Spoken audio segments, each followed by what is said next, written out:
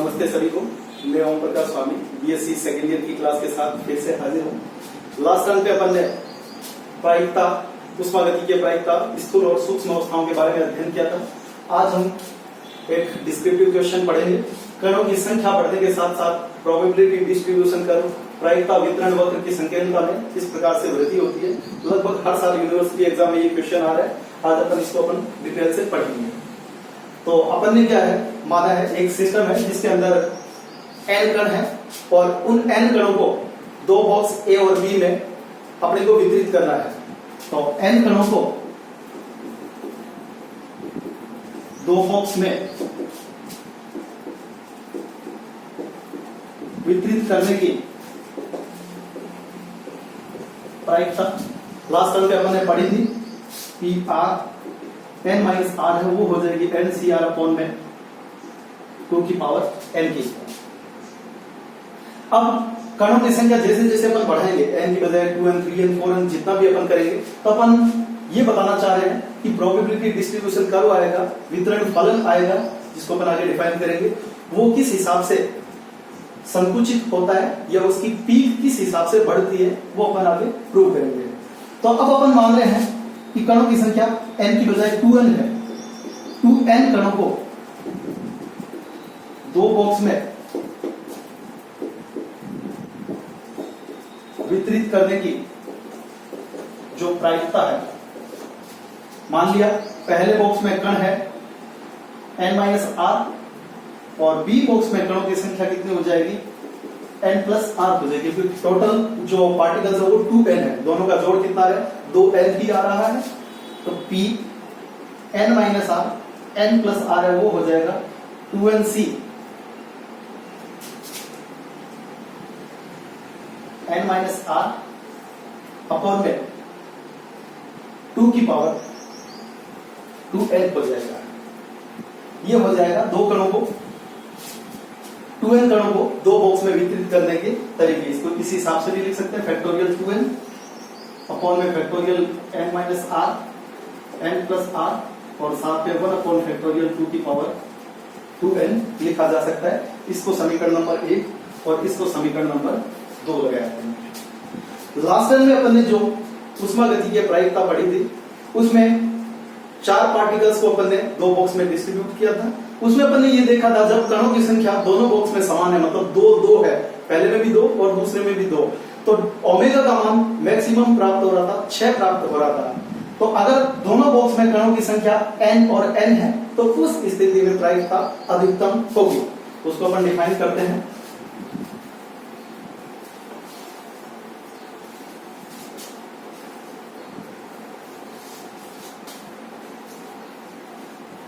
जब दोनों बॉक्स में कणों की संख्या समान है तो प्रायिकता मैक्सिमम होगी, एंड n ये हो जाएगी अपने पास में ट्वाइस ऑफ n का फैक्टोरियल अपॉन में फैक्टोरियल n और बटे में 2 की power 2n।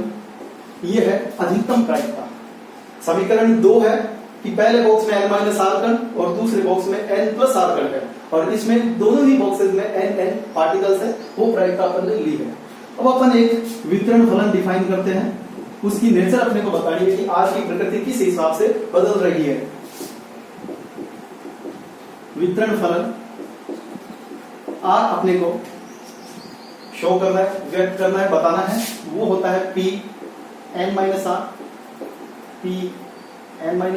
n plus R और बटे में p मैक्सिमम। ये फॉर्मूला याद रखना आपको। यहां से r अपन निकालेंगे समीकरण नंबर 2 और 3 की सहायता से। तो r हो जाएगा अपने पास में, यहां से वैल्यूज अपन ने रख दी,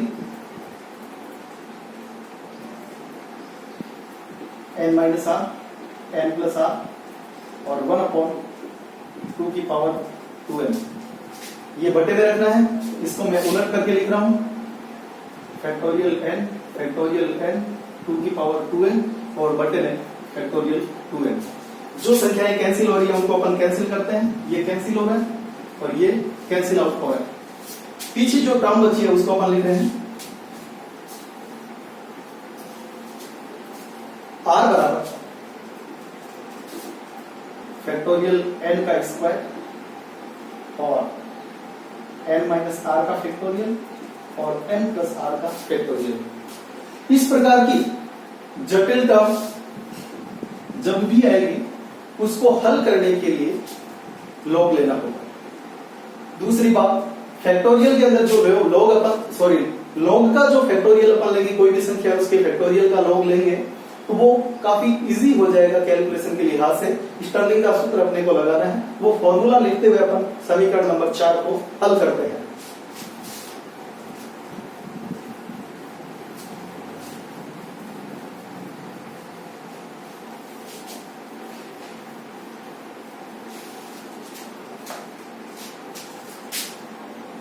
स्टर्लिंग सूत्र है, लॉग ऑफ फैक्टोरियल n है, n log n minus n होता है। इस फॉर्मूले की सहायता से समीकरण 4 का लॉग लेना है और उसको हल करना है। तो इक्वेशन लॉग 4 का अपन लॉग ले रहे हैं, taking log on both sides of equation 4 we get, इधर तो हो जाएगा लॉग r और इस तरफ हो जाएगा, इसका लॉग लेंगे तो 2 लॉग फैक्टोरियल n और बटे में है तो बटे वाली टर्म लॉग लेंगे तो माइनस में आ जाएगा, minus log n minus R minus log n plus R. अब इसके बाद इसमें स्टर्लिंग सूत्र अपन लगा रहे हैं,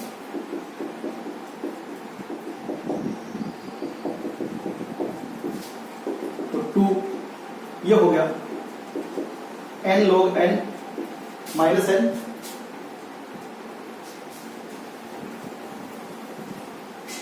ये हो जाएगा minus n minus R log n minus R और माइनस n माइनस आर, और इस वाली टर्म को सोल्व करना है तो n plus R log n plus R minus n plus R. इसको थोड़ा सा अपन सिंप्लीफाई करके लिखते हैं, यहां से स्टार्ट कर रहा हूं मैं लिखना, 2n log n minus 2n, negative चिन्ह के साथ खोल रहा हूं, minus n log n minus r plus हो गया r log n minus r, इस माइनस चिन्ह से ये ब्रैकेट खुलेगा, प्लस n माइनस r, इसके पश्चात नीचे वाली line minus n log n plus R minus R log n plus R minus minus plus plus n plus R. काफी टर्म कैंसिल आउट हो रही है, 2n से ये 2n कैंसिल, इस r से ये r कैंसिल, पीछे जो पद बचे हुए हैं उनको लिखेंगे और यहाँ वाले पद को अपन थोड़ा सा मॉडिफाई करते हुए लिखेंगे इन चारों पदों को, और उसके बाद फर्दर इसको सॉल्व करते हैं।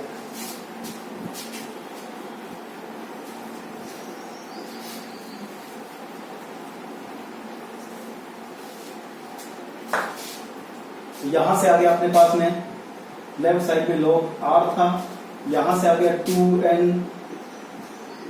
log n, log के बेस में कुछ भी नहीं लिखा, मतलब log ये e बेस है, इसको ln के द्वारा भी लिखते हैं कई बार, minus n log n minus r plus r log n minus r minus n log n plus r और minus r log n plus r। ये 5 पद अपने बचे हैं। देखिए अपन इनको इस हिसाब से मॉडिफाई कर रहे हैं, 2 log n as it is रहेगा, इसको मैं लिख रहा हूं log n बाहर निकाल लिया, अंदर बचेगा 1 minus r upon n plus r log, चारों पदों में यही काम मैं कर रहा हूं, माइनस n log n बाहर 1 plus r by n minus r log n बाहर 1 प्लस r बाय n। ये काम मैंने यहां किया है। देखिए ब्रैकेट के अंदर जो टर्म आ रही है उसमें log a इंटू बी है, जो log a plus log b के बराबर होता है। हर एक जगह, चारों जगह यही चीज अपने को करनी है। ये आ गया पहला पद 2 log n as it is रहेगा, माइनस n log n, और अगला पद हो जाएगा minus n log 1 minus r upon n। ये तो हो गया log a और ये हो गया log b। सिमिलरली यहां r log n minus plus r log 1 minus r upon n। यही काम मुझे आगे करना है, माइनस n log n और minus n log 1 plus r by n। यहां से हो गया माइनस r log n और माइनस चिन्ह के साथ में ही r log 1 plus r by n। जो टर्म कैंसिल आउट हो रही है वो अपन कैंसिल कर रहे हैं। 2 log n एक यहां पर है और एक यहां पर है, आपस में कैंसिल हो रहा है। ये प्लस में और ये माइनस में कैंसिल हो रहा है। पीछे केवल 4 पद बचे, उनको अपन एक्सप्लेन आगे कर रहे हैं, एक्सटेंड करेंगे। तो नेक्स्ट टर्म हो जाएगी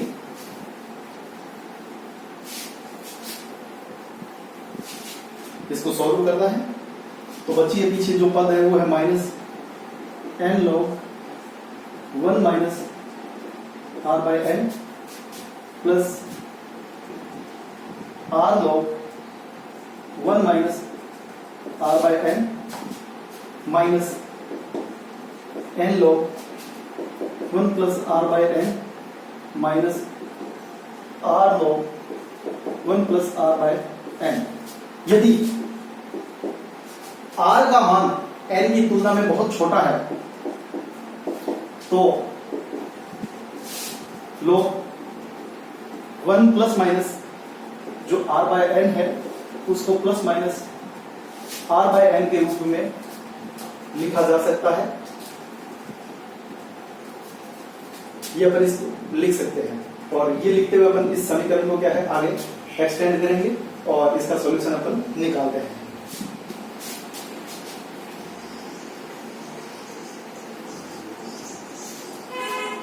तो यहां हो जाएगा log r बराबर minus n, log 1 minus r upon n है, ये हो जाएगा इस सूत्र की सहायता से माइनस r बटा n प्लस r पड़ा है। इस वाले पद का मान हो जाएगा माइनस का r बटा n, माइनस n पड़ा है।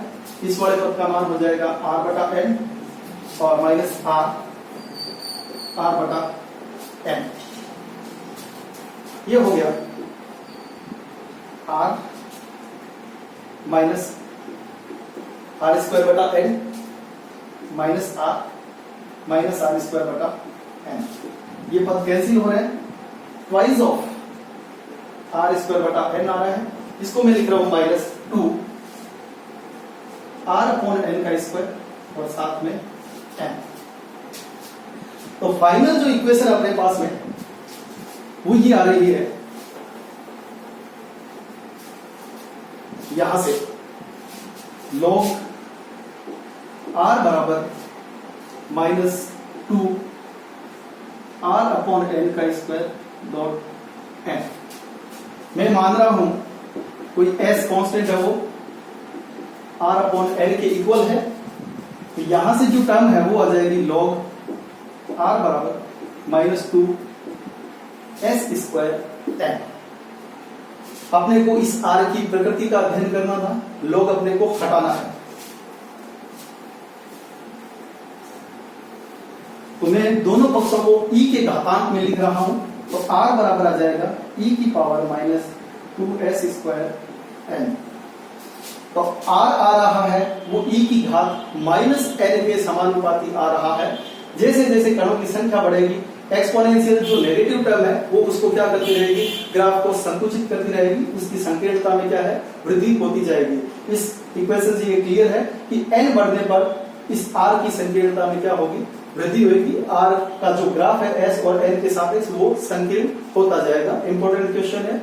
इसके बाद नेक्स्ट टर्म पे अपन आगे विशिष्ट ऊष्मा से संबंधित इसी का जो पोर्शन है वो पढ़ेंगे। धन्यवाद।